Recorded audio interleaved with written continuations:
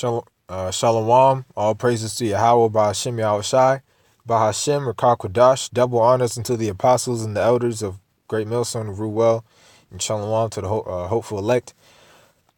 This is a quick spiritual hit I wanted to put out on a book of Sirach 18. All right, and I was reading in here, and I found a few verses that I really never heard before, and it stood out to me. And I read it and it was edifying. This is a few days ago now, but the Spirit told me to do the video on it now. So basically, I'm just going to go and highlight those few verses that I'm talking about, bring it out, break it down, and Lord's will, this is edifying. All right, so this is Sirach 18 and 18. And 20. And the reason I'm bringing this scripture out is because actually where I found this at was the Akim at some of the Akim at the DC camp. We were doing a live show before so-called New Year's. All right, and we were doing that live show before the New Year's came, and basically we were going into how everybody's living in mirth. Everybody's living right before New Year's, everybody's partying and living in mirth, and they're just living it up, man. But we know that what the New Year's is basically another day closer to the return of Yahushai, which all the smiles are going to be taken off these people's faces, man. All right, so we know that our fear should grow more and more. This is not a time to be happy and to be all mirth. All right, well, really, there's a balance to it because we can be happy knowing that the Lord is coming back soon, man. Well, Apostle Dahar coined this the year 2019, the year of the Karagma, or the year of the mark of the beast, in which Esau is going to push that microchip more heavily. All right, so we can be happy knowing that that's coming, all right, that the Lord is coming back. But these niggas in the world are happy for the wrong reason, man. And they're not in the right state or the right spirit that you should be in. All right, because this world is about to be destroyed, man. All right, so this is Sirach 18 and 20. It says, before judgment, examine thyself, and in the day of visitation, thou shalt find mercy. All right, so it said before judgment.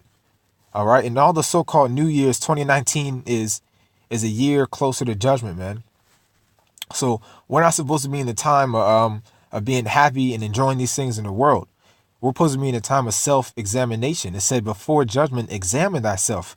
All right, what you got to be happy for, man? Another day of GMO foods.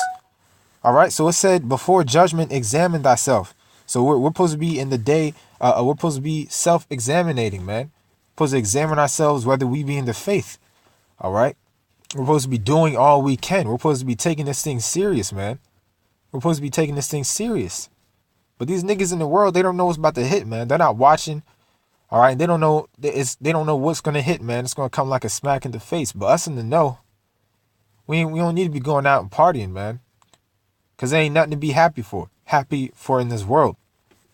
All right, so let me read that one more time. Sirach 18 and 20. Before judgment, examine thyself, and in the day of visitation, thou shalt find mercy. All right, but these niggas, they're not examining themselves, so they're not gonna find no mercy from the Lord.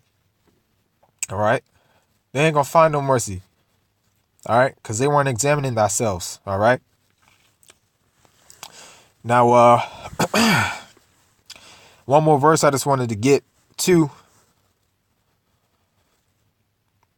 was verse 23, because we also we put up curses, upon this dreadful place, upon America, and Esau and the heathens. We put up curses, and basically the Sharzai Nala at the DC, who was there, when we were doing the live show, he was basically towards the end of the live show, he was explaining how that when you do curses, you got to believe it. You got to believe what you're saying, and that it's actually going to come true. All right, the destruction is actually going to come from your curses. All right, so I found this verse, and I didn't get to bring it out there, but this is a verse going right into that. And I've read this for the first time, and it stuck out to me how how beautiful these scriptures are.